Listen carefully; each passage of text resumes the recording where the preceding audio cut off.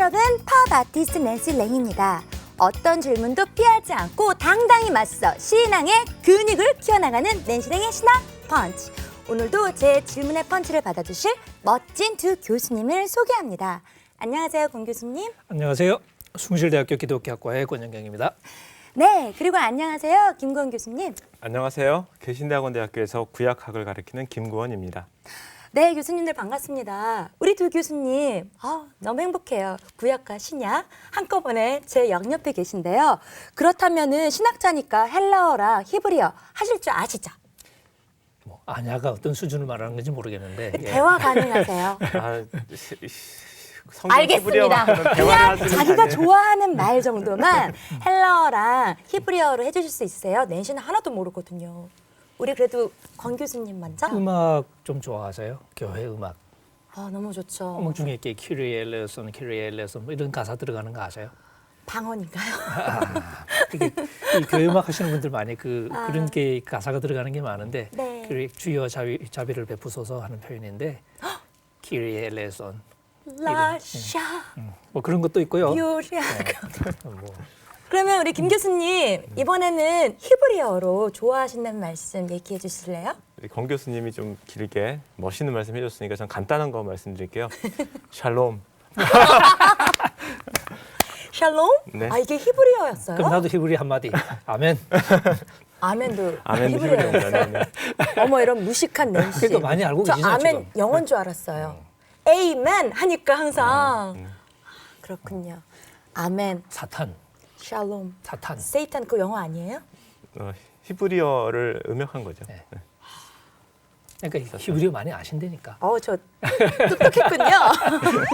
알겠습니다. 근데 제가 교회에서 이런 이야기를 들은 적이 있어요. 성경을 한국어로 읽으면 한 50%, 영어로 읽으면 70%, 그렇게 헬라어, 히브리어로 읽게 되면 100%까지 이해되고 은혜 받는다고 하는데 이게 맞나요? 헬라 사람인가 봐.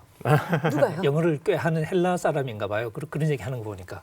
뭐 은혜 받는다라는 말이 무슨 뜻인지 다 다르겠는데요. 근데 아니요. 히브리어만 잘한다고 해서 은혜 네. 받는다면 실은 뭐 유대인들은 다 예수님 믿어야겠죠.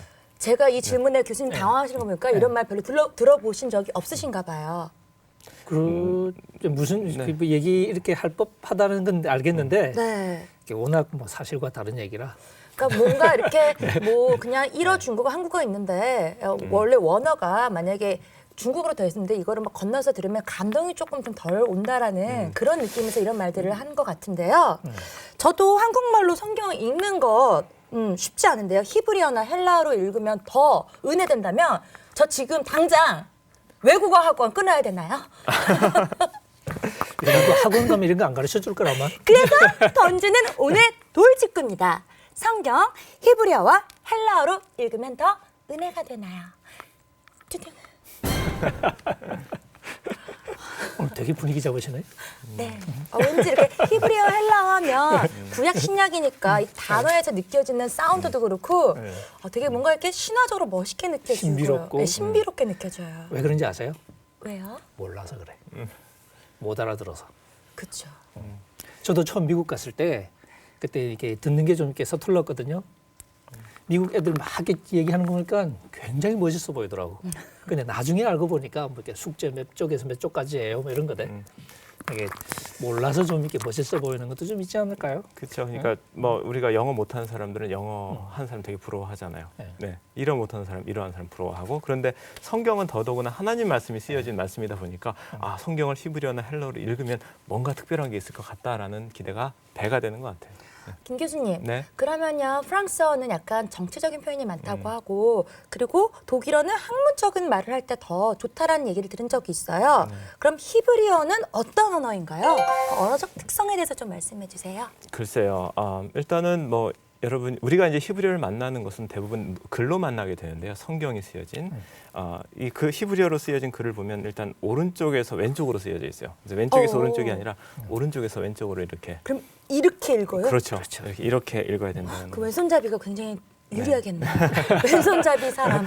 네네. 그리고 뭐 다른 그러니까 히브리어가 세머의 한 종류인데 다른 세머 가운데는 그 알파벳 알파벳으로 되지 않는 언어도 있는데 히브리어 같은 경우는 사실은 알파벳으로 되어 있는 알파벳으로 된 언어예요. 그렇지만 이제 알파벳의 모양이 우리가 알고 있는 알파벳과 전혀 다른 알파벳의 모양으로 되어 있어요. 예, 그래서 뭐 모음 이렇게 자음들의 연속으로 되어 있는데 뭐 원래 히브리어 중세 사본은 모음과 자음이 같이 표시되지만 그것보다 더 이전에 뭐 사회사본에 나타난 성경 그 사본 같은 경우는 모음이 없이 자음만으로 또 표시가 되어 있어요. 그래서 그 언어를 잘 알지 못하면 아예 글을 읽을 수가 없어요. 거의 그냥 외계어로 보일 것 같아요. 물론 우리가 신학생들이 처음 히브리어 배울 때 다 이게 그림으로 보이거든요. 그러니까 처음에. 모양이 생소해서 네, 전혀 그러니까 그림. 처음 한자 이렇게 한자 비슷하게 비슷하게, 이렇게 맞아요. 네, 네. 그림 네. 그리듯이. 헬라어는 어떤가요, 권 교수님? 헬라어는 그것도 영어로 기반돼 있나요? 뭐 헬라어는 모음, 영어랑 자음? 훨씬 가깝죠. 네. 읽을 수는 있어요. 뜻은 몰라도. 다 읽을 수 있죠. 네, 그러니까 영어 알파벳 읽듯이 조금 훈련하면 사실 읽는 거는 그렇게 어렵지 않고요. 물론 무슨 말인지는 모르겠죠. 뭐 단어도 배우고 해야 되니까. 영어도 몰라요. 영어도 보캐블러리 힘들어요. 다 기억 안 근데 나고. 이제 낸시는 사실 영어를 좀 잘 하시니까 낸시가 아는 헬라어 단어가 굉장히 많아요.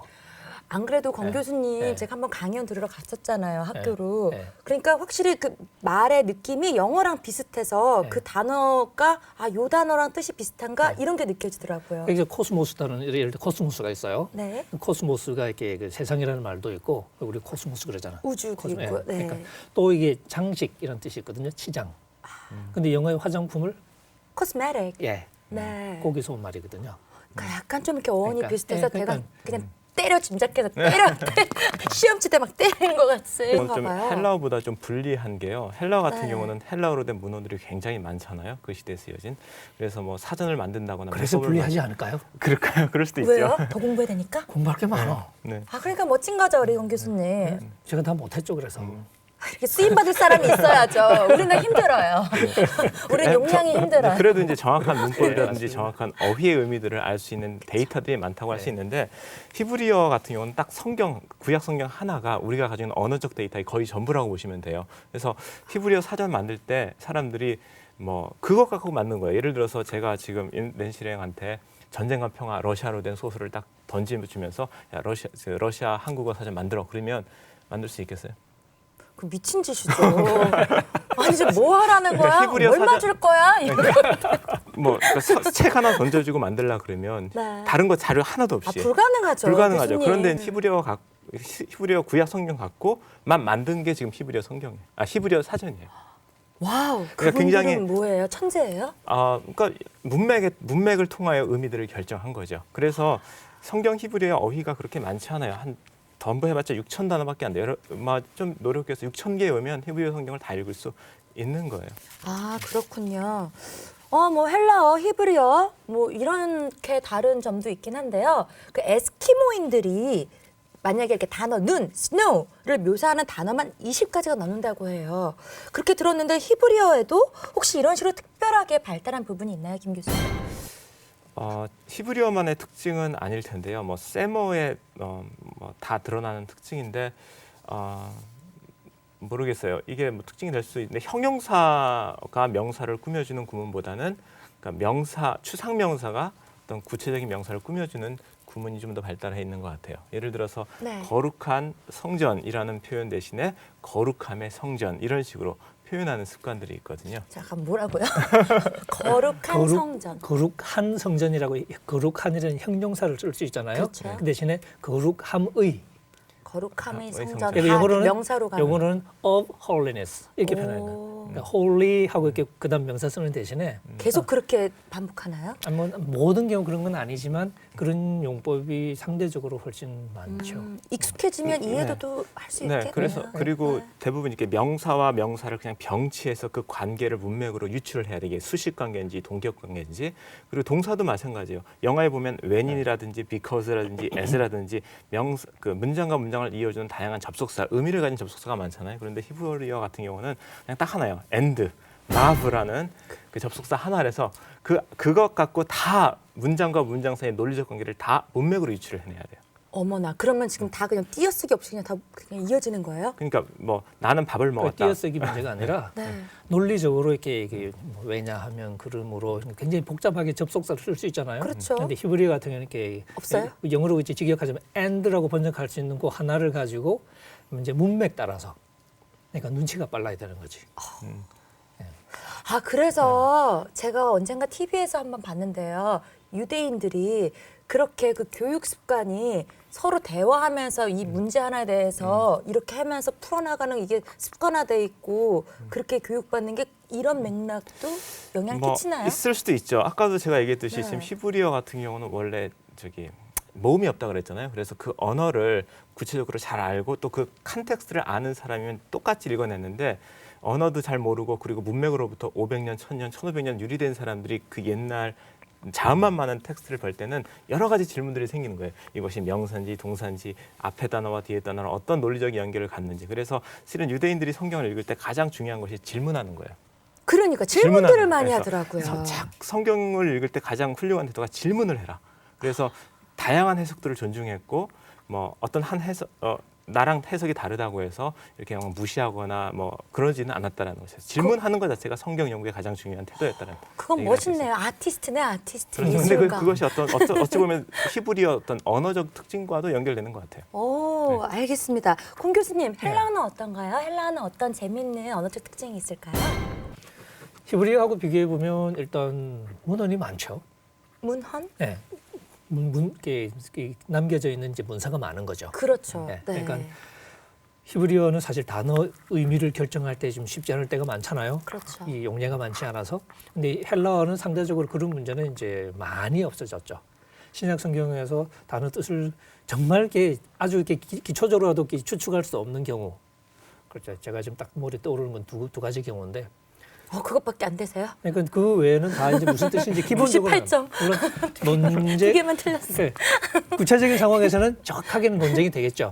하지만 기본적인 의미는 우리가 알 수 있는데 가끔 이제 의미 모르는 게 이제 있지만 히브리어는 그게 훨씬 더 많겠죠. 그렇죠. 용례 자체가 없으니까 뭐 잘 아시겠지만 헬라어라는 게 이제 워낙 이 고전 우리가 문화라 그러잖아요. 서양 고전. 이렇게 그리스 이렇게 로마 시대를 거치면 특히 이제 헬라 철학 전통이 아주 오래 있으니까 철학적인 언어로서 오랫동안 사용됐고 그래서 철학적인 개념 같은 게 많이 발달했고 혹은 이제 아까 접속사 얘기하셨는데 헬라어는 접속사가 굉장히 정교하게 많이 발달을 해 있죠.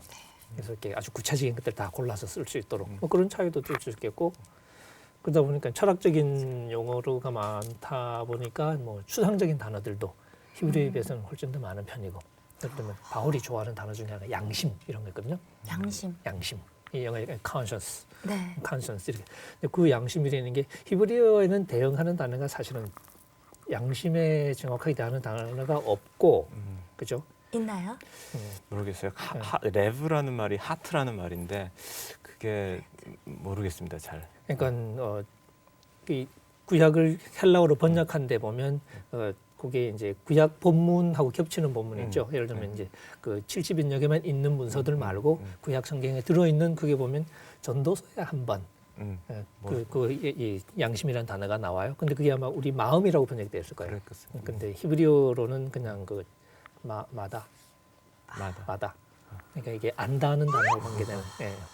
그러니까 레브라는 말이 있던 지성의 의미도 있고 뭔가 외계인들과 함께 있는 것 같아요. 뭐 이런 식으로 지금 뭐 그런데요, 낸시랭 씨 지금 히브리어나 헬라어가 어떤 면에서 독특한지를 얘기를 했잖아요. 네. 그런데 실은 헬라어나 성경이 쓰여진 헬라어나 그리고 성경이 기록된 히브리어가 그렇게 독특하거나 특별한 어떤 뭐 천상의 특질이 있는 그런 언어는 아니라고 생각이 들어요. 왜냐하면 하나님의 말씀이 쓰여졌기 때문에 뭔가 신비하다라고 생각할 수 있는데 실은 하나님께서 히브리어를 가지고 계시하신 이유는 이스라엘과 그 말을 사용하는 이스라엘과 소통하시기 위해서 그런 거지 히브리어라는 언어 자체가 특별하기 때문에 선택한 것은 아니거든요. 오히려 히브리어 언어라는 것은 그 당시의 관점에서 볼 때는 약소국의 언어예요. 당시에는 더 강대국의 어떤 오늘날의 영어 같은 언어들이 존재했었거든요. 그런데 별로 많지도 않은 인구가 사용하는 그 언어를 가지고 계시를 하셨고요. 그리고 그 언어도 보면 실은 오늘날 남아있는 히브리어 사본들을 보면 이게 모음의 어떤 표기도 일정하지 않고 문법들도 뒤죽박죽이고 하는 우리가 봤을 때는 뭐 완벽이라는 개념과는 좀 거리가 있는 언어거든요. 그럼에도 불구하고 하나님께서 히브리어를 가지고 우리에게 계시하신 이유는 다른 게 아니라 우리와 그 언어를 모국어로 사용했던 이스라엘 사람과 이야기하고 소통하시기 위해서 그것을 쓴 거죠. 그래서 오히려 그 히브리어가 어떤 특징이 있어서 하나님께 쓰임 받았다 이런 관점보다는 하나님께서 히브리어와 같은 그런 좀 부족한 언어지만 그것을 가지고 우리가 소통하시기 위해서 이스라엘에게 말씀하셨다라고 얘기하는 게 좋을 것 같다는 생각이 들어요. 그러니까 헬라어도 마찬가지라고 얘기할 수 있는 게 학자들이 연구를 해보니까 이렇게 신약의 헬라어가 소위 플라톤이나 이렇게 아리스토텔레스 같은 사람이 쓴 이렇게 고전 헬라어하고 많이 다르단 말이죠. 그래서 한때는 어떻게 생각했냐면 이건 좀 이렇게 거룩한 헬라어다. 그런 생각을 좀 이렇게 했었어요. 근데 나중에 또 이제 좀 더 일상적인 문서들이 많이 발견이 되고 이렇게 해보니까 그거하고 똑같아. 결국 뭐냐면 헬레니즘 시대에 알렉산더 대왕이 이제 지중해 전역을 장악하고 나서부터 헬라 문화가 다 퍼져나가잖아요. 그러니까 이 헬라어가 세계 공용어가 된 거예요. 영어가 마치 이제 세계로 퍼져나가면서 이제 공용어가 돼가는 것처럼. 근데 그렇게 된 건 사실 격조 높은 게 언어가 되긴 쉽지 않잖아요. 소위 말하면 이렇게 식민지 영어. 그러니까 헬라어도 약간은 이렇게 식민지 헬라어 비슷하게 조금은 단순해지기도 하고 막 그런 변화가 생기겠죠. 그런 그냥 일상의 헬라어. 하지만 때로는 조금 문학적일 수도 있고 하지만 어쨌든 그 당시에 쓰던 헬라가 그대로 성경의 언어로 차용이 되죠. 왜냐하면 그게 자연스럽게 소통하는 방식이니까. 네. 그러니까 그 이상도 그 이하도 아닌 거니까. 자, 두 교수님 이렇게 열심히 히브리어 헬라어 공부하셨어요. 네. 그리고 이렇게 공부하셔서 성경 원어를 읽을 수 있게 됐는데 그러면 뭐 이렇게 새로운 세계가 이렇게 펼쳐지나요? 굳이 새로운 세계를 쓰자면 새로운 세계가 펼쳐지기 이전에 많은 기존의 세계가 허물어진다고 말할 수 있겠죠. 기존의 세계가 그렇죠. 새로운 세계가 펼쳐지나 저는 막 거기가 궁금해서 막 그랬는데 언어라는 게 항상 그렇지만 분명한 의미가 있을 수도 있지만 또 항상 해석의 여지가 있는 표현들이 많잖아요. 네. 이제 성경 읽을 때 나름대로 이제 분명한 의미를 많이 배우는데 이제 히브리어나 이렇게 헬라어 같은 걸 이제 좀 이렇게 헬라어를 예를 들어 보면 헬라어를 공부를 해요. 근데 이 헬라어 단어가 본문을 쭉 읽고 해석하고 하다 보면 여러 가지로 해석이 될 수 있는 거예요. 그러니까 이게 이렇게만 될 수 있는 게 아니라 다르게도 해석될 수 있네 하고 생각하면 그러면 이제 기존에 생각했던 것이 항상 정답일 필요는 없어지는 거잖아요.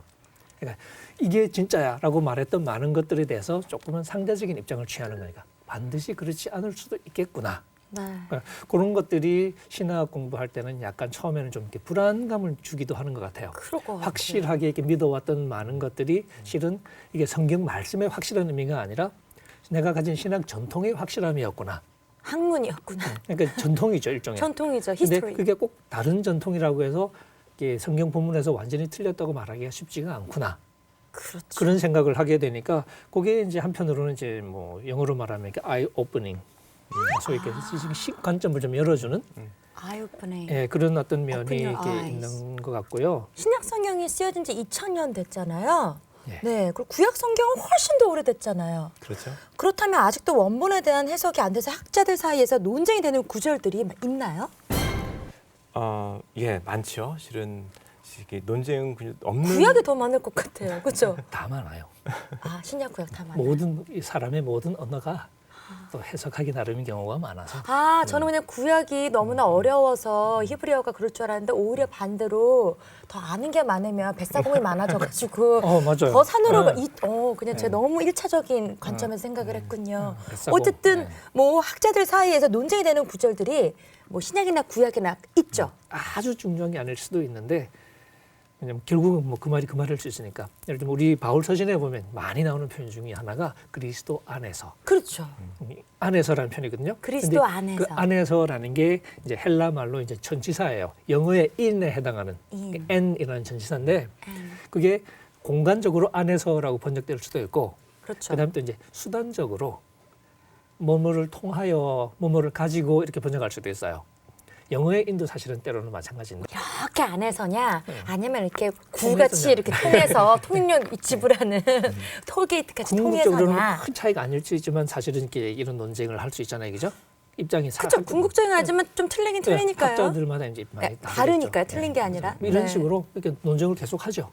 아직 결론은 안 났나요? 결론은 없죠. 아마 오케이. 뭐 계속 그냥 결론은 여전히 안 나는 논쟁들. 네. 구약 성경 같은 게 어떤가요? 그렇죠. 뭐 일단은 해석에 논쟁이 있다라는 것은 일단 단어의 의미를 몰라서일 수도 있고 어떤 사본적인 사본적인 문제일 수도 있는데요. 먼저 히브리어 같은 경우도 실은 성경밖에 없으니까 그 성경에 한 번밖에 안 나타나는 단어들, 그리고 실은 5번 이하밖에 나타나지 않는 단어들은 모두 다 해석에 있어서 논쟁이 있을 수 있다고 생각을 하시면 돼요.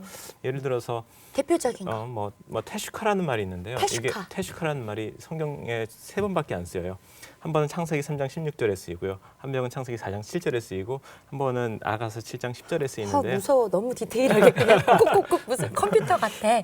근데 이제 창세기 3장 16절은 잘 아실 거예요. 하나님께서 하와에게 저주하시는 내용인데요. 너는 남편을 사모할 것이나 그가 너를 다스릴 것이다라는 말이 나오잖아요. 그때 쓰인 말이 사모하다라는 말의 히브리 원문이 테슈카라는 말이에요. 아, 그게 왜 나쁜가요? 근데 그 테슈카라는 말의 의미를 잘 모른다는 거예요, 우리가. 근데 거기는 이제 너는 남편을 사모하는 게 맞는가? 아니면 다른 뜻일까? 네.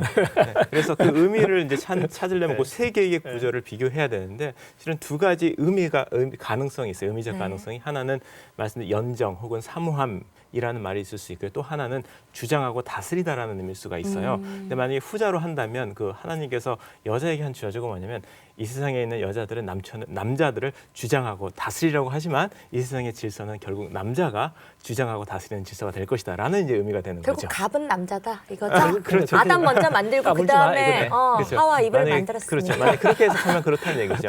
네. 그 얘기인 거죠, 뭐. 두 번째는 어디서 나오나요? 빨리 거기 듣고 싶지 않아요, 이제. 제가 여자라서. 근데 이제 그 또 한 번은 창세기 4장 7절에 나오는 얘기인데, 거기 보면 이제 하나님께서 가인, 그러니까 아벨 때문에 막 화가 나 있는 가인에게 하나님이 나타나셔가지고 지금 죄가 죄의 소원이 내게 있다. 죄의 사모함이 내게 있다. 그때 테슈카예요. 그렇지만 너는 죄를 다스리라 이렇게 얘기를 하거든요. 그런데 테슈카가 만약에 연정이라면 거기에서는 문맥이 잘 안 맞아요. 네. 네, 그래서 그럼 거기서는 실은 연정보다는 다스리의 의미, 죄가 너를 지금 주장하고 다스리려고 하지만 너는 오히려 죄를 다스려라라고 하는 의미가 더 맞겠죠. 와, 아주 흥미진진한데요. 그렇다면 원문 해석 때문에 뉘앙스가 달라지는 거는 또 알겠어요. 하지만 성경에서 보여지는 하나님의 뜻, 성경의 뜻, 메시지가 아예 그냥 완벽하게 달라지는 그런 경우가 있어서 논쟁이 있는 부분도 있나요? 아, 그것도 많아요? 이거는 사사로운 게 아닌데 우리 권 교수님, 이거는 솔직히 굉장히 중요한 성경의 뜻, 메시지 자체가 완전히 바뀐다라는 건 좀 위험한 거 아닌가요? 위험하지만 언어라는 것이 그렇잖아요. 해석이 항상 읽으면 누구나 다 똑같이 생각하는 게 아닌 경우가 많잖아요. 지금 우리 말도 그렇잖아요.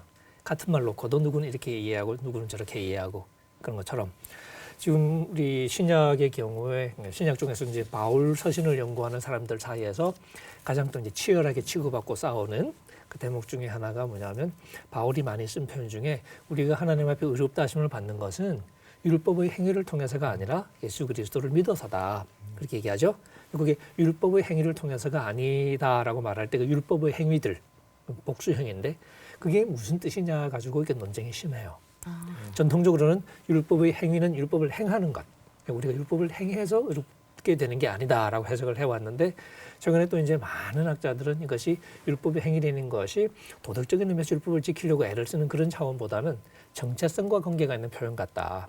그러니까 율법을 지키기는 지키는데 이 유대인들이 나 유대인이에요라는 것을 내세울 수 있는, 혹은 그걸 알릴 수 있는, 그러니까 유대인으로서 살아가는데 필요한 율법의 어떤 이 행위들, 그렇게 이제 해석을 할 수가 있어요. 그러면 바울이 그런 것들 때문에 아니라 믿음으로다라고 말할 때 믿음의 해석이 상당히 달라질 수 있어요. 어떻게 달라질 수 있어요? 지키는 게 아니라 믿어야 돼 라고 갈 수도 있고, 유대인의 정체성이 아니라 예수를 믿어야 돼 라고 갈 수도 있으니까, 예수를 믿는다는 것이 행함과 반대되는 말이 될 수도 있고요, 정체성과 반대되는 말이 될 수도 있는 거예요.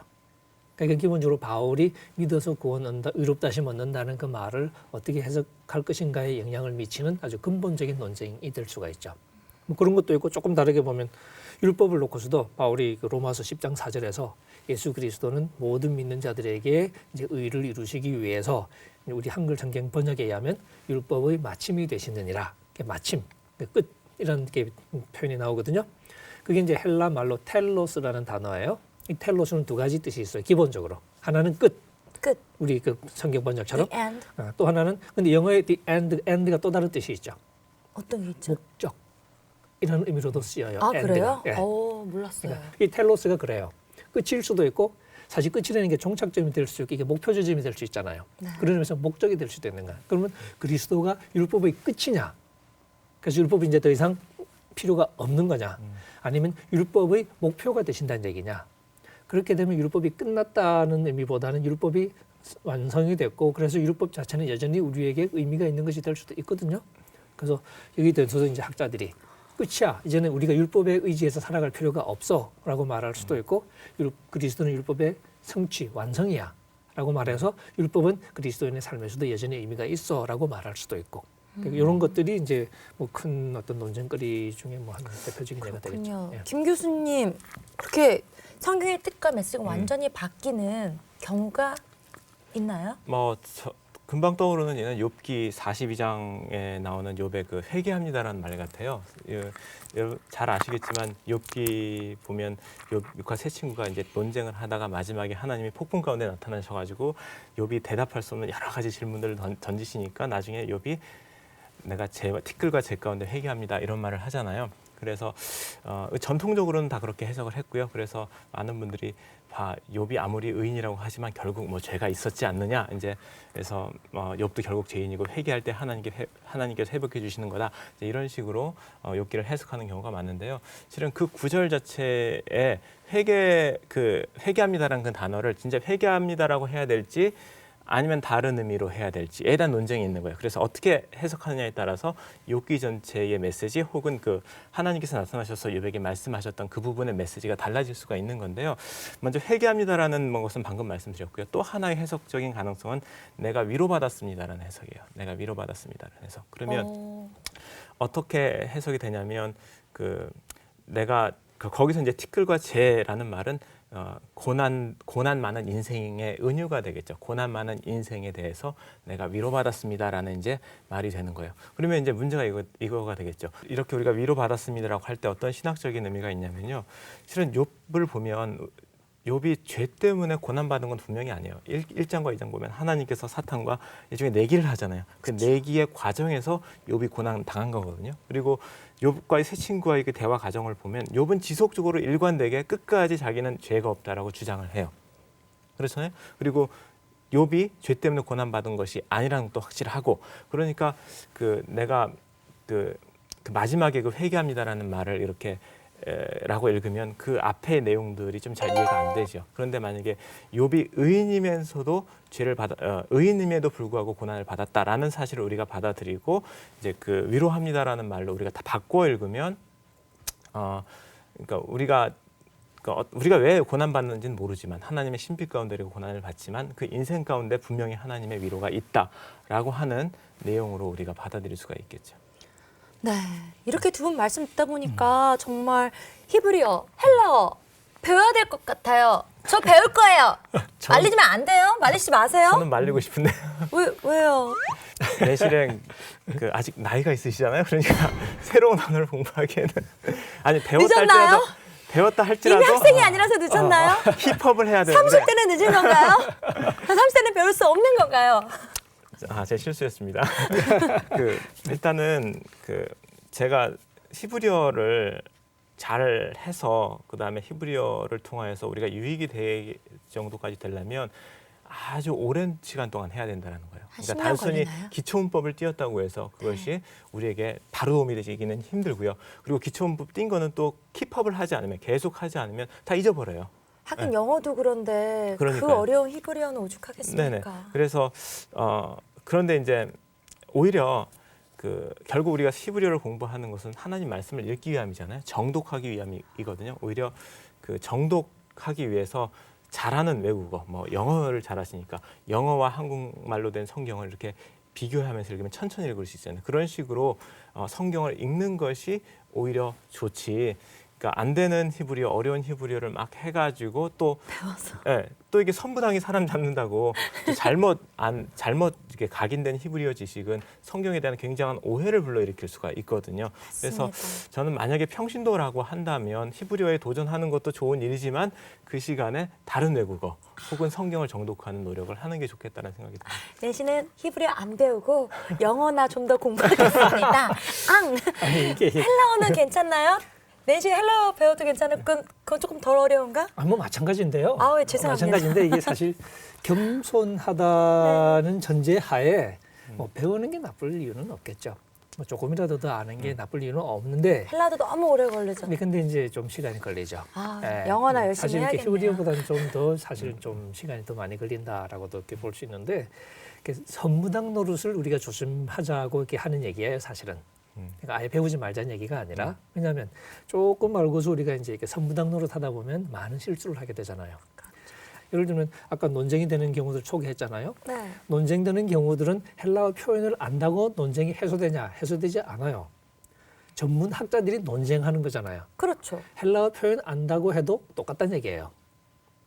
그렇죠. 그렇죠. 네, 왜냐면 그러니까, 그냥 한국어 번역판 성경을 네. 가지고도 그냥 우리가 다 해석해도 거기서 논쟁이 많은데 그러니까, 오죽하겠습니까? 그러니까 아까 말씀하신 것처럼 이제 원어를 배우는데 너무 시간이 많이 걸리고 내가 직접 읽어서 도움받으려면 사실 그거는 이렇게 쉽지가 않으니까 조금 이제 기본적인 실수를 피할 수 있는 수준으로는 사실 조금 이렇게 갈 수 있겠죠. 이제 그거보다는 아까 말씀하신 것처럼 번역을 비교해 보는 게 상당히 도움이 될 때가 많아요.